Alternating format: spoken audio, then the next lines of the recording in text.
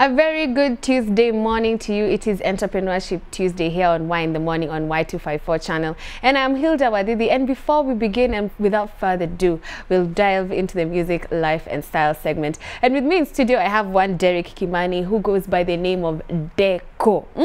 Top of my lungs, Red Cup Mixtape hitmaker. And I'd like him to say good morning to you. Hey, what's up? Good morning, Kenya. Good morning, everyone. I'm Decqo. I go by the name Decqo. Yeah.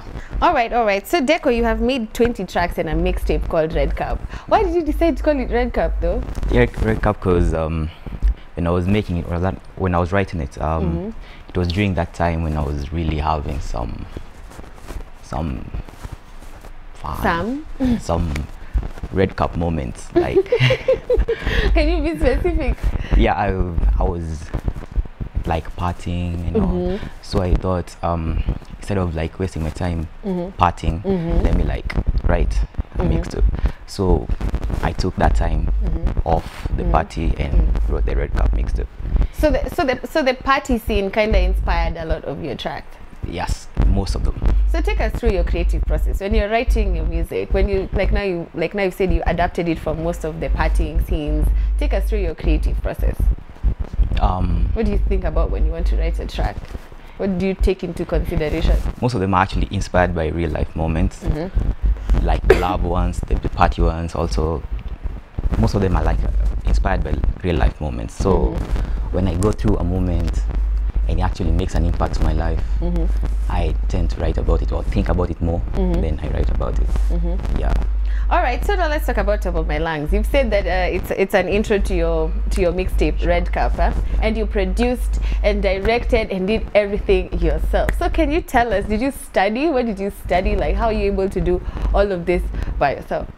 When I was in Y254, I studied computer technology. It's more of comp science, but this is just a passion. So when I write, I have the vision and the idea of how I want the song to sound, first of all, and after it sounds, I listen to it. I have the idea of how the video should look like.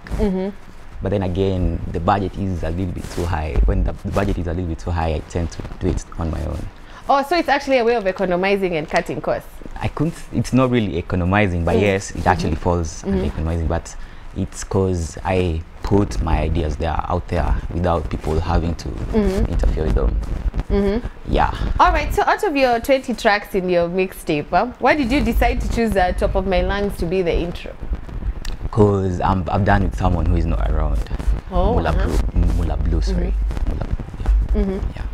So I decided, because it actually, when I listened to his part, I thought I'd write a whole verse, and then I wrote like 4 bars, and I'm like, they fit.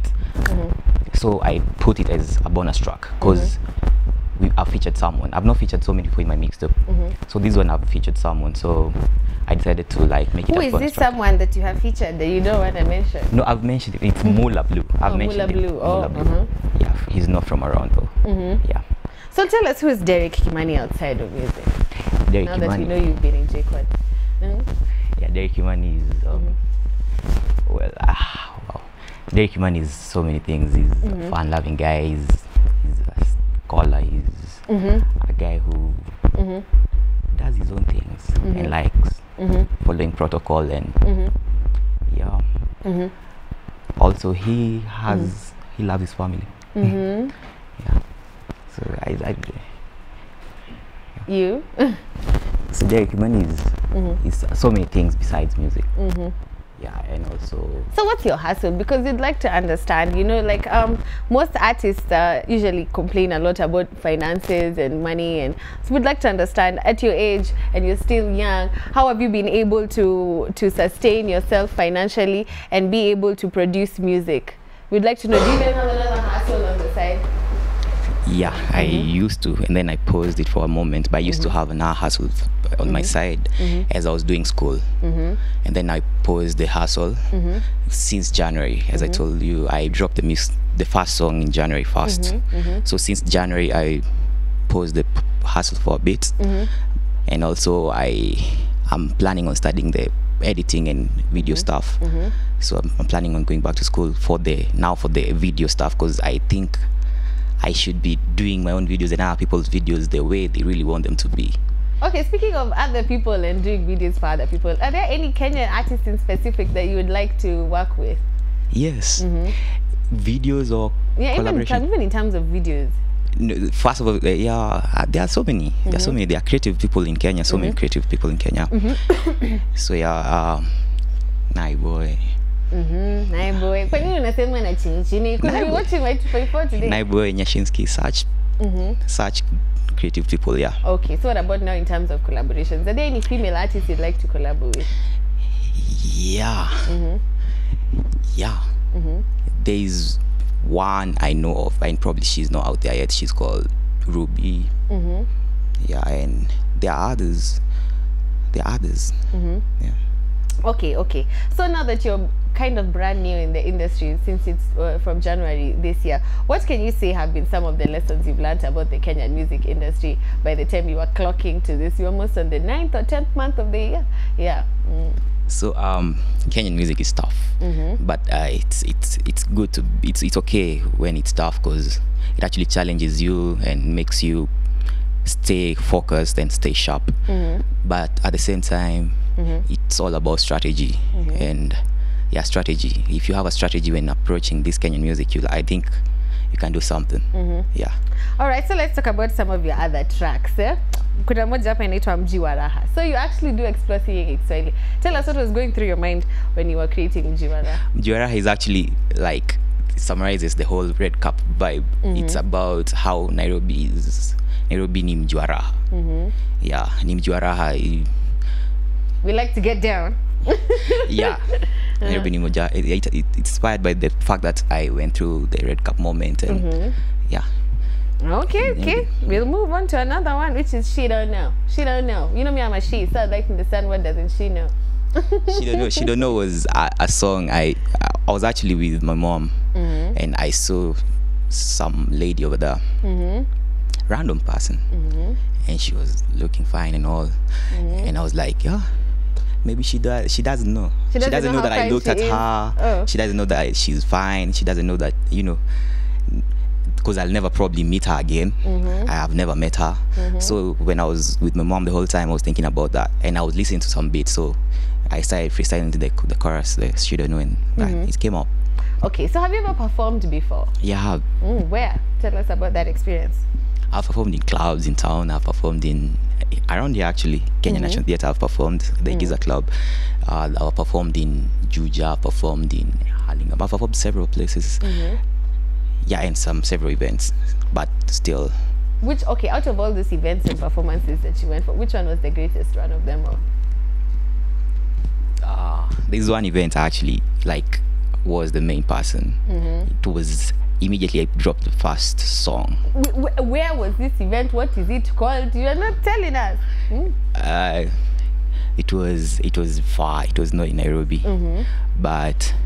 So I was called to come and perform. You still haven't told us the name of the event, but it's okay. It was by Matchstick Events. Some guys called Matchstick Events. Okay. Yeah. So I was the main person, and I brought down the house, and I felt so nice because I was new. It was like my first song after dropping my first song, and people noticed it. So it felt nice. So how would you describe your first experience performing in front of a crowd? Were you nervous? Have you ever made a mistake while you were performing? And what did you do when you made the mistake? Did you freak out? What did you do? Yeah, I've performed mistakes, several mistakes. And I have been nervous. I get nervous sometimes, but now I think I'm over that. And when I perform mistakes, I just pretend that is part of it. Like if a mic drops, I pretend that was moment of mic drop. Yeah.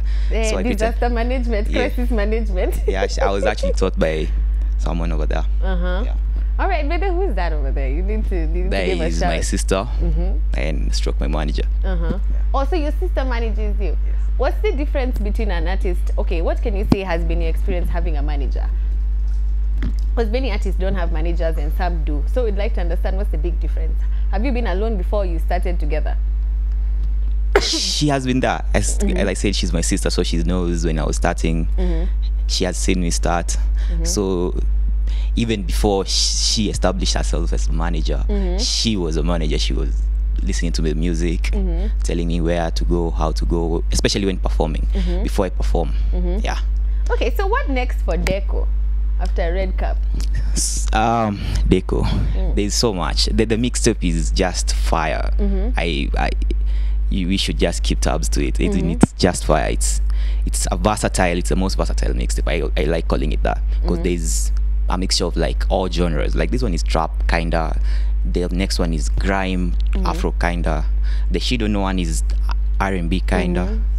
Mjuaraha is bounce, the Bamzigi kind of vibe. Yeah. So videos directed by me. The first 3 videos will be directed by me. So this one and the next one, which is next month, and the next one. And then from there, if I'm able, I can do with other people. Yeah. I can tell that you're exploring different genres, but you'll find a favorite. I'm 100% sure. Yeah, I will find a favorite along the way. Along the way, when people tell me what I'm strong in. You find your strength, the one that you're strongest at. Anyway, would like as a parting shot as we conclude this segment, and before I believe the fans at the top of my lungs, if somebody at home, what advice do you have for any beginner in the music industry out there? By the way, do you even play an instrument? Now that you do producing, I'm learning directing, guitar. I wouldn't be shocked. Yeah, I'm learning guitar. Oh, you're learning the guitar. But I'm good. I'm almost good. All right, let's go to the beginner's advice. So